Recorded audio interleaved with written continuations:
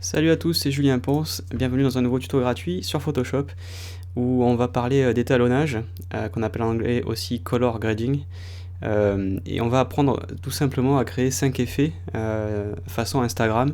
C'est évidemment des choses qui existaient avant, donner une identité visuelle à ces photos, les faire correspondre entre elles pour créer une série, et faire de l'étalonnage en général, en agissant sur les couleurs et sur la lumière. C'est juste que maintenant on appelle ça des effets, mais on faisait déjà ce genre de choses, on le faisait évidemment aussi en argentique, en utilisant différentes façons de développer les photos, notamment avec les bains. J'en ai déjà parlé dans mes tutos, on parle souvent de virage partiel ou de split toning en anglais, c'est exactement ça.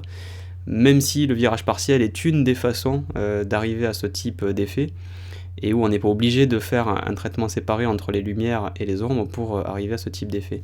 Donc si on parle d'Instagram, alors je vais être honnête, j'ai pris une image sur le net en tapant effet Instagram. C'est peut-être pas les effets actuellement disponibles au moment où vous verrez cette vidéo, parce que Instagram on ajoute, on enlève, et c'est pas le genre de truc que j'utilise moi directement depuis mon téléphone, mais voilà, en gros, je pense que c'est histoire de situer le décor, ça peut être des effets Instagram, mais il y a Facebook qui fait aussi les siens maintenant, et tout un tas d'applications comme Retrika, comme Snapseed, qui permet aussi de faire des effets, donc des paramètres prédéfinis de développement. Mais juste, je vais vous faire observer en fait ce qui se passe sur la photo, sur ces différents effets, et puis nous on va en faire 5. Je vais improviser, je vais être honnête, j'ai pas du tout répété cette vidéo. Je vais vous montrer les outils d'ailleurs. Au final, après avoir vu 5 exemples, vous devriez être capable de faire bien plus que ça, et d'adapter selon vos goûts si vous voulez changer des choses par rapport à ce que je vous montre. Mais en gros, si on regarde l'original et tout ce qui est possible de faire derrière, on peut observer plusieurs choses. On peut observer qu'on peut jouer sur le vignettage, par exemple sur Amaro ici, sur Toaster, sur Rise, on voit que les angles sont bien plus foncés. C'est évidemment très visible sur Amaro, d'ailleurs c'est pas très joli, c'est un peu too much comme on dit. Donc il y a l'effet de vignette, c'est-à-dire simuler la grande ouverture du diaphragme, c'est-à-dire enfin quand l'objectif fait rentrer beaucoup de lumière, on a sur certains objectifs un effet de vignette qui se produit. Donc ça fait partie des choses qui viennent donner un style à la photo, c'est quelque chose de clairement visible. Pour ceux qui font de la retouche après, les gens qui regardent se disent pas « Oh, quel joli vignettage !» quoi. Il y est, ça fait partie de l'ambiance, mais bon, c'est pas forcément quelque chose qui saute aux yeux. Ensuite, il y a la balance des blancs, par exemple sur cette image ici, sur Early Bird, sur Nashville et sur X-Pro, on se rend compte que le blanc n'est pas blanc, c'est-à-dire que là, les reflets dans les nuages, on voit bien que c'est pas blanc, c'est complètement teinté de jaune. On a même l'inverse. Avec la balance de la couleur, on a sur Pop Rocket ici par exemple, sur Sutro, des teintes qui sont plutôt froides. Donc on peut agir sur le vignettage, on peut agir sur la balance des blancs, et ensuite on peut agir aussi évidemment sur teinter d'une certaine couleur les lumières ou sur les ombres. Donc c'est ce dont je parlais au début, c'est-à-dire le virage partiel, donc ça vous donne 2 leviers supplémentaires encore. Par exemple, on voit ici que les tons clairs sont teintés de violet. On peut voir ici sur Valencia que les tons foncés sont teintés de bleu. C'est-à-dire on fait ce qu'on appelle monter du bleu dans les noirs. Donc c'est un outil très utilisé aussi dans le cinéma, évidemment. Chaque film a son identité. Si vous vous souvenez de Matrix, qui est célèbre pour ses teintes de vert, le vert est très présent dans le film. Vous avez ensuite d'autres films qui sont assez marqués à ce niveau. Si on reste dans la science-fiction, vous avez évidemment Avalon de Mamoru Oshii, qui est lui complètement lavé à l'orange, c'est vraiment très orangé. Puis après évidemment vous avez Wes Anderson et compagnie, où en plus des compositions et des cadrages qui sont très très symétriques et qui sont assez typiques, il y a en plus un étalonnage assez caractéristique dans chacun des films. Donc il y a ces méthodes là, il y a aussi évidemment le fait de jouer sur le contraste et sur la saturation. Donc pour ce qui concerne le contraste, c'est en gros, est-ce qu'on va rendre les noirs plus noirs et les blancs plus blancs, et la saturation, c'est des visuels comme par exemple ici sur alors Gotham et Inkwell, je sais pas s'ils existent toujours, mais clairement ils sont très très désaturés, il reste quasiment plus d'infos de couleur, et vous avez d'autres visuels où c'est juste un tout petit peu, c'est un petit peu désaturé et ensuite c'est teinté par-dessus avec du contraste. Donc par exemple si on regarde Branagh ici, on se rend compte que le bleu n'est pas aussi bleu que sur l'image originale, le vert n'est pas aussi vert, donc c'est désaturé, et en plus d'ailleurs le contraste ici sur cette image est plus fort. Vous regardez les nuages, il y a plein d'informations qui se sont retrouvées complètement brûlées. Donc un effet comme Branagh, c'est 2 leviers, un levier sur la saturation et un levier sur le contraste. Donc vous voyez que si on prend tous ces outils, on peut créer évidemment bien plus que 5 effets, d'ailleurs la preuve sur Instagram il y en a plein. moi je vais vous montrer comment actionner ça dans Photoshop en fait. C'est-à-dire en gros dans Photoshop on utilise quoi pour arriver à ces effets-là. Donc on va prendre le fichier source que je vous donne qui est un fichier brut, donc du coup bah, ça va s'ouvrir avec Camera Raw. Donc on pourrait d'ailleurs faire un tuto, et je pense que je le ferai, hein, peut-être que quand vous verrez cette vidéo, il y aura la même chose pour Camera Raw, mais là on va se concentrer dans Photoshop. Je vais aussi faire une édition avec Affinity Photo, puisque c'est un logiciel qui devient vraiment très populaire, et je le ferai aussi probablement avec d'autres logiciels de développement. Donc à chaque fois je changerai la photo quand même, histoire de vous donner d'autres photos, mais vous allez voir que suivant les softs, évidemment, c'est pas la même méthode. Donc on va ouvrir cette image en Adobe RGB 16 bits, donc on garde le profil incorporé, et voici l'image. Donc on va faire un duplicata juste pour garder l'image d'origine, que je vais appeler sauvegarde, mais en réalité on va de toute façon travailler en non destructif, puisque on va essentiellement travailler avec des calques de réglage. Donc je vais créer 5 dossiers, avec dedans les trucs qui vont s'appliquer sur l'image qui est en dessous, donc qui s'appelle photo. Donc on va créer un premier dossier qu'on va appeler effet 1. Alors le but c'est pas de vous faire refaire exactement, j'aurais pu vous dire on va refaire exactement les mêmes effets. Je trouve pas ça très intéressant de copier des effets qui sont déjà très populaires et surutilisés. Comme d'habitude, moi dans mes tutos, ma pédagogie c'est de vous apprendre à pêcher plutôt que de vous donner à manger, quoi. Donc je vous montre comment ces effets ont été obtenus pour que vous puissiez créer les vôtres, ou vous puissiez refaire les mêmes si ça vous branche, mais moi je préfère vous apprendre à faire des choses par vous-même, et ensuite comme ça vous avez plus de limites. Plutôt que de vous dire alors voilà la recette de cuisine pour faire exactement un effet, et puis en fait du coup on vous explique pas comment ça marche, quoi. Alors pour un effet 1, on a vu qu'on avait plusieurs styles, plusieurs leviers. Donc le premier où on peut se poser la question, c'est la balance des blancs. C'est le premier truc qu'on fait en plus quand on développe une photo. Ça veut dire est-ce que le blanc est bien blanc? Et ça, on peut le faire de plein de façons différentes. On peut le faire en utilisant un filtre photo, mais on peut le faire surtout en utilisant le niveau. Et quand on fait un calque de réglage niveau, donc je vais vous sortir d'ailleurs le panneau propriété pour que ce soit peut-être un peu plus gros si j'y arrive. Non. Ah, j'avais oublié, c'est vrai que quand on utilise le panneau propriété, on ne peut plus, enfin on n'a pas la mise à l'échelle. Je crois que quand on fait pas un calque de réglage, ah non c'est pareil, c'est pas plus gros. Bon, c'est pas grave.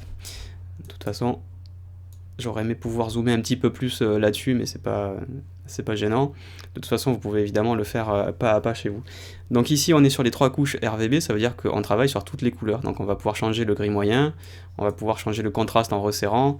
Bon, c'est des choses auxquelles on est habitué. Du coup, comment faire pour travailler uniquement sur la balance des blancs? Pour ce faire, il faudrait du coup rajouter uniquement, décaler uniquement une couleur primaire sur les blancs. Donc on va prendre par exemple le rouge. Et si sur les rouges on fait un décalage dans les plus hautes lumières, vous voyez qu'on va teinter le blanc d'une certaine couleur. Donc par exemple ici, on va teinter le blanc de rouge. Et donc du coup, le blanc n'est plus blanc, il se retrouve un petit peu jaune. Et en général, ce qu'on retrouve sur Instagram, voilà, c'est des effets qui vont réchauffer beaucoup l'image, ou au contraire, si on va dans les bleus, vont vraiment refroidir l'image. Vous voyez qu'ici, alors de base, l'image que je vous donne là en plus, elle n'est pas très neutre parce qu'elle est prise dans l'après-midi avec un soleil, il me semble, qui est pas très haut.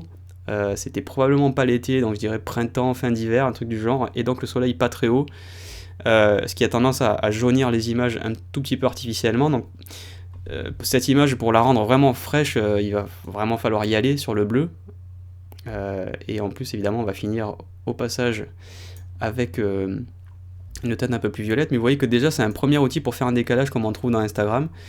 Et assez souvent, il y a les deux en plus, c'est-à-dire qu'on le fait sur la lumière et on le fait aussi sur les ombres. Dans ce cas-là, c'est un virage partiel. Il y a aussi une multitude de façons de le faire dans Photoshop et surtout dans Camera Raw, puisqu'il y a un outil dédié à ça. Mais là, par exemple, je vais juste vous montrer, on va faire un premier développement en disant, voilà, on a juste décalé la balance des blancs, et déjà ça vient donner une teinte à notre image. Alors pour parfaire un petit peu plus le résultat, ce qu'on peut faire, c'est éventuellement diminuer un tout petit peu le gris moyen. Donc ça veut dire qu'on donne une plus grande part aux ombres qu'à la lumière, ce qui explique ce décalage maintenant entre le curseur gris et les autres. Et vous voyez que déjà, en un niveau, on a radicalement changé l'ambiance de l'image, qui était assez neutre, et d'un coup là, hop, on resserre les contrastes, on jaunit les blancs, ce qui va en plus faire ressortir la voiture qui est jaune, et ça donne tout de suite un côté un tout petit peu plus rétro en plus au passage, et ça marche particulièrement bien. Vous voyez qu'un simple calque de réglage niveau Ça n'a jamais été simple, hein, les niveaux. Moi, c'est un outil très puissant, mais ça suffit déjà à donner une identité à votre image. Donc on peut faire un premier effet comme ça. On va en faire un second. Vous allez voir qu'en plus tout ça peut se cumuler, c'est-à-dire que je vais vous montrer des trucs qui pourraient très bien s'intercaler l'un sur l'autre. Donc là je vais désactiver effet 1 et je vais cette fois-ci utiliser courbe, le calque de réglage courbe. Et on va essayer de rendre les choses pas plus compliquées, mais on va essayer de faire un petit peu plus que ce qu'on vient de voir. Cette fois-ci, en travaillant autant sur les ombres que sur la lumière pour en changer la teinte. C'est-à-dire que là, dans l'effet précédent, on a juste réchauffé les teintes les plus claires, on a juste réchauffé les tons les plus clairs, en décalant le point blanc, mais on ne l'a pas fait sur les ombres. On a resserré le contraste, en décalant le gris moyen, mais on n'a pas vraiment teinté les ombres d'une couleur. On n'a pas vraiment fait ce qu'on appelle donc un virage partiel. On peut faire ça en allant dans, par exemple, bleu, et en disant je fais monter du bleu dans les noirs. Et vous voyez ici que les ombres, regardez si je vais au niveau des teints les plus sombres ici, voilà, on fait monter du bleu dans les noirs. Et c'est beaucoup moins visible. Si je vous montre maintenant cette porte, vous voyez que quand je désactive ou réactive, on voit un tout petit bout d'ombre de la porte, là, de la fenêtre, qui se teinte de bleu, mais la porte, globalement, vu qu'elle est très blanche, très claire, elle n'est pas concernée par ce réglage qui ne s'applique que sur les tons les plus foncés. On va aller sur un ton plus sombre, et là, vous voyez par contre que ça se rehausse de bleu. Donc là, on a teinté uniquement les ombres de bleu. Et on peut évidemment maintenant faire sur les rouges, non pas en bas, mais en haut, ce qu'on avait fait d'ailleurs juste avant avec les niveaux, c'est-à-dire décaler aussi les tons les plus clairs. Et donc maintenant, on a des blancs qui se teintent de rouge, on a des noirs qui se teintent de bleu, et vous voyez que ça nous fait un effet, là aussi, à lui tout seul, avec juste deux actions sur une courbe.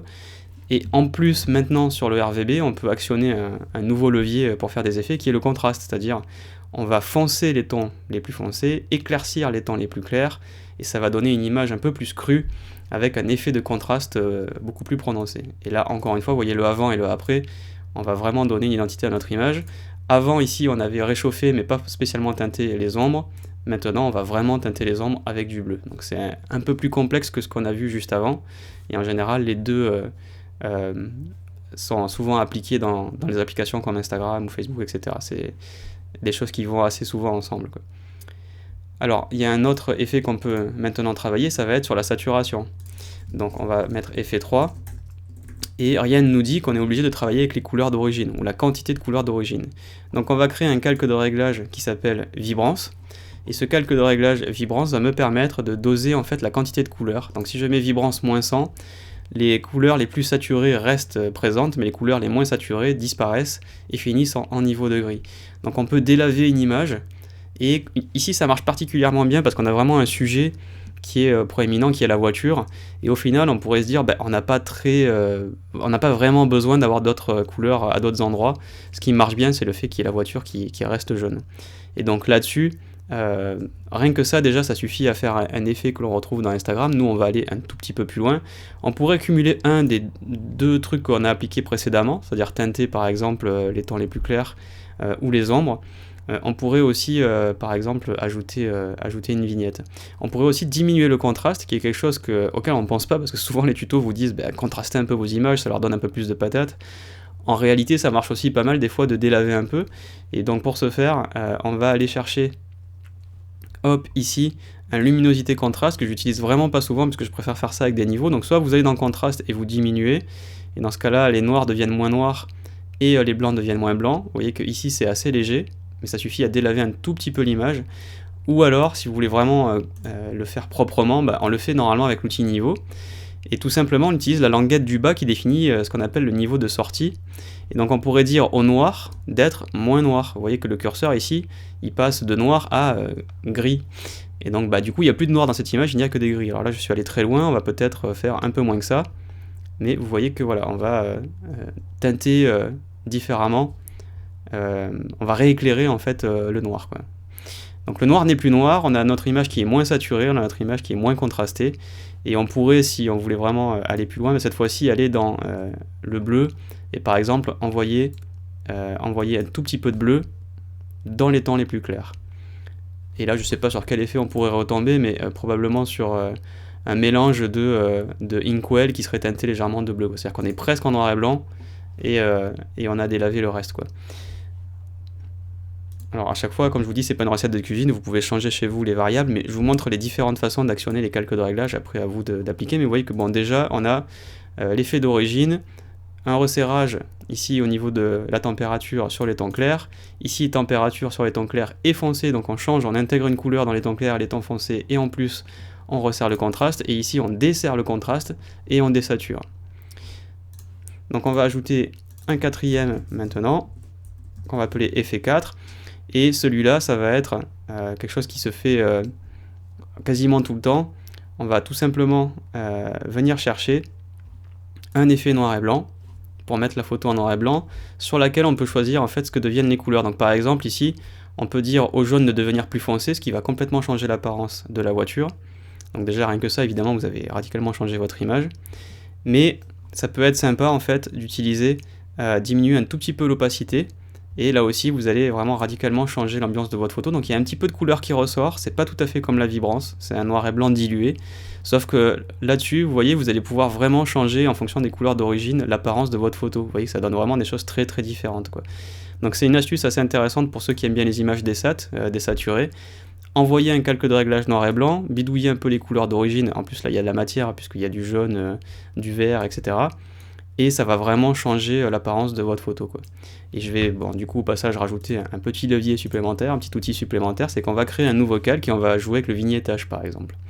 Donc, on va créer un calque vide, on va prendre l'outil ellipse, on va faire une ellipse du coin supérieur gauche au coin inférieur droit, que l'on va inverser, donc on va dans sélection, puis intervertir, et ce truc-là, on le peint en noir. Donc, je prends le pot de peinture à gauche, je prends du noir ici dans mon sélecteur de couleurs, ok, donc j'avais qu'à appuyer sur D, et je peins. Alors évidemment cette vignette est monstrueusement trop forte, donc on va aller chercher filtre suivi de flou gaussien, et on va l'atténuer tout bêtement, parce que c'est trop fort. Donc on va regarder par exemple autour de 500, alors c'est tout de suite un peu plus long à travailler, voilà, peut-être un peu moins, on va la marquer un peu plus. Et là, vous avez une autre action à faire, donc vous cliquez sur OK. Donc là on a une jolie vignette assez prononcée, mais qui est pas mal. Si vraiment elle est trop présente, vous pouvez faire CTRL-T pour faire une transformation. Et en maintenant Shift et Alt, c'est-à-dire pour contraindre le rapport, vous voyez qu'on peut l'étendre au-delà du canevas pour que les angles soient moins prononcés, quoi.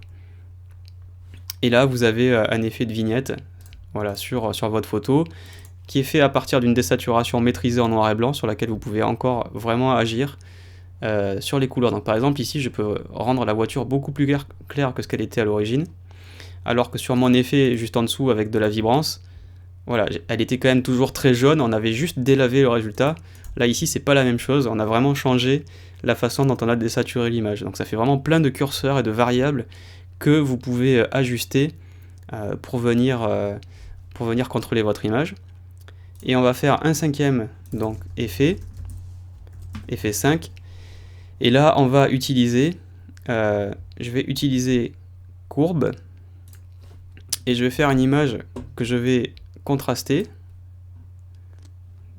hop, voilà, donc je vais faire une image assez crue, et là-dessus, ce qu'on peut utiliser en plus, que l'on n'a pas déjà utilisé, c'est le filtre photo, qui lui aussi va donner une ambiance à une image, mais par défaut il est réchauffant ou refroidissant, mais vous voyez qu'il y a des couleurs là-dedans, et on peut par exemple venir chercher des trucs qui sont un petit peu plus originaux, comme par exemple le magenta ou le violet, et venir donner une ambiance à notre image qui est vraiment très prononcée. On en a dans Instagram des trucs comme ça, vous voyez le Rise par exemple. Alors Rise en l'occurrence, lui, il dessert un peu le contraste, et en plus il y a une vignette, mais vous voyez qu'il teinte vraiment de violet, et puis je pourrais récupérer par exemple la vignette que j'ai fait juste en dessous, voilà, pour venir intercaler un effet supplémentaire là-dessus, quoi. Donc il y a encore plein de méthodes, je pourrais en faire je pense 50 avec des tiroirs, avec des variables différentes, etc. Mais là vous avez vraiment les différents outils principaux que vous pouvez actionner pour créer des effets façon Instagram, et surtout plus intéressant, pour créer les vôtres en fait. C'est-à-dire que vous allez pouvoir le faire en fonction de vos goûts. Moi je vous montre des trucs ici, mais vous pouvez changer les réglages que j'ai fait là pour en obtenir d'autres. L'important c'est de comprendre ce que chaque calque de réglage est capable de faire, afin de l'adapter à vos besoins. Il est tout à fait possible dans ce que j'ai fait d'intercaler des trucs ensemble, c'est-à-dire par exemple de mélanger le 2 avec le 4 et de changer l'ordre des calques de réglage pour voir qui s'applique en premier et qui s'applique en dernier. Alors n'oubliez pas que les calques de réglage, c'est celui qui est tout en haut qui prend le pas sur celui du dessous. Donc faites gaffe que si vous avez mis un noir et blanc, un calque de noir et blanc tout au-dessus, bah, si vous avez fait des modifs de couleur en dessous, ça va pas changer énormément, puisqu'il y aura un noir et blanc par-dessus, donc du coup les couleurs on les verra plus. Par contre, si vous savez changer les couleurs avant, le noir et blanc va s'appliquer différemment, parce que comme il se base sur les couleurs, si les couleurs sont changées avant, ça fait un noir et blanc différent, mais ça ne fait plus de la couleur. Donc voilà, faites bien attention quand même à faire les choses dans un certain ordre, ou si vous ne comprenez pas ce qui se passe, étudiez bien dans quel ordre ça s'applique. Ouais. C'est toujours le calque du dessus qui s'applique en premier, avant de s'appliquer, enfin, qui s'applique sur celui du dessous, quoi.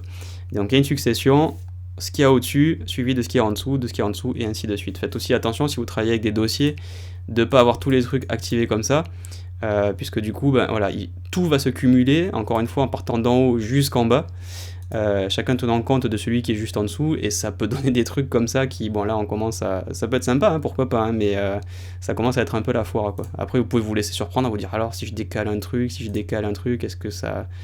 Voilà, qu'est-ce que ça va donner? Voilà, celui-là il est pas mal par exemple, c'est le 3 plus le 5, bon, ça donne un truc assez rigolo, c'est peut-être trop violet, donc qu'est-ce que je fais? Ben je vais enlever mon filtre photo, bon voilà, ça donne un truc qui marche bien, vous voyez. Vous allez avoir plein de tiroirs pour vous amuser maintenant, pour créer d'autres effets. Quand vous en avez un qui vous plaît, vous pouvez évidemment noter les réglages. N'oubliez pas que dans un calque de réglage, par exemple courbe ici, il est possible avec ce bouton de choisir enregistrer le paramètre prédéfini de courbe.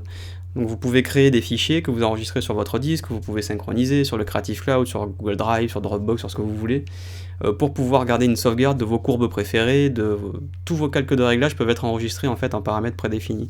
Donc vous pouvez comme ça vous construire une banque de données de vos réglages préférés pour faire des effets, pour développer vos photos. Peut-être que d'ailleurs j'expliquerai dans un tuto supplémentaire différent comment faire ça avec un peu plus de détails. Donc j'espère que ça vous sera utile, que vous avez appris des trucs, que vous allez pouvoir obtenir tous les effets que vous voulez, parce que là normalement vous avez pas mal d'options disponibles. Si vous voulez en savoir plus sur le reste de Photoshop et des calques de réglage, je ne peux que vous rediriger vers ma formation complète, qui est la formation la plus vendue sur tuto.com, donc merci pour votre fidélité. Je crois qu'il y en a déjà plus de 800 personnes qui ont été formées. Vous pouvez la retrouver facilement sur tuto.com en tapant Julien Ponce dans le moteur de recherche. Et en général, on la retrouve sur la page d'accueil dans les formations les plus populaires. Si vous regardez cette vidéo sur YouTube, n'oubliez pas de vous abonner, comme ça vous serez prévenu des nouveaux tutos gratuits. Vous pouvez me poser vos questions dans les commentaires. Si vous regardez sur tuto.com, vous pouvez poser vos questions dans le salon d'entraide. Et évidemment, le fichier source est disponible au téléchargement sur mon site officiel si vous regardez sur YouTube, et évidemment sur votre profil tuto.com si vous regardez sur tuto.com. Si vous utilisez d'autres logiciels, surveillez dans les jours à venir. Je ne sais pas quand vous verrez cette vidéo, mais je vais enregistrer une version Affinity, je vais probablement enregistrer aussi une version Luminar. Donc je vais, pour les autres logiciels aussi, vous montrer comment obtenir des effets façon Instagram facilement, et qui pourront à leur tour vous montrer comment créer les vôtres en fonction de vos goûts pour vos photos. Voilà, tout est dit, ou presque. Je vous donne rendez-vous bientôt pour un nouveau tuto sur Photoshop. Salut!